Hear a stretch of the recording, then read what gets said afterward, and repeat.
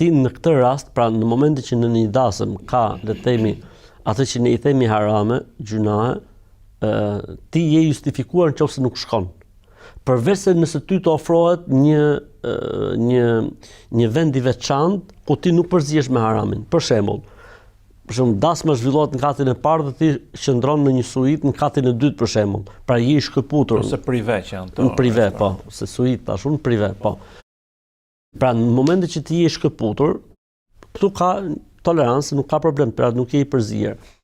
Ama nëse ti duhet të jesh patjetër i përzier, atëherë në këtë rast ty fetarisht lejohet që mos përgjigjesh. Mirë, po na lind problemi tjetër që është problemi i keq kuptimit të tjerë. Mirë është që në këto lloj situatash ne të bëjmë një formë tjetër kompensimi, që do të thotë ne për shembull si veprojmë apo si duhet vepruar, shkojmë tek të afërmit tan para dasmës, shkojmë mbas dasmës.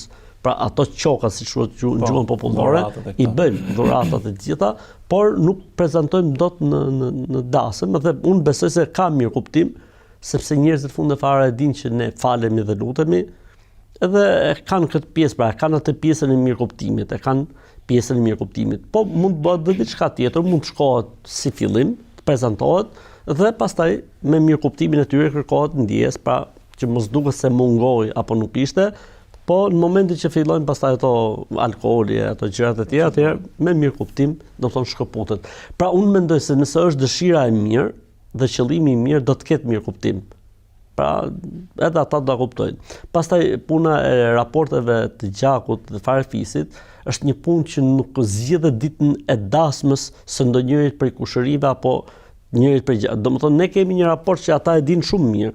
Pra nëse ti si fetar, si njëri që falë, nuk i shkon dikujt ndasëm për shkak fesë, edhe ata e kuptojnë. Pra edhe ata ty të mirë kuptojnë se ti nuk e bën dot të gjën sepse nuk është çështja e lidhjeve të gjakut atë ditë funksionoi për herë të parë. Dhe ky ndoshta mund të jetë një problem i mangësisë tonë apo i mungesës tonë në jetën e farefisnisë të gjakut, sepse nëse ne do të ishim vazhdimisht prezent, vazhdimisht kudo pra në gjakun tonë dhe në farefisin tonë, sjelljet tona fetare do të ishin për ata të mirë kuptuara.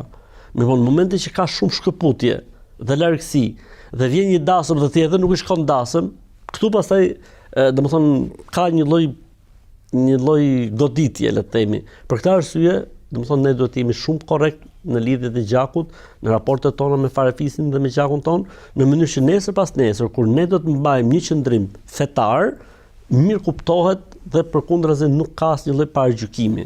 Por kjo nuk na liron nga fakti që ne të bëjmë atë që quhet tradita.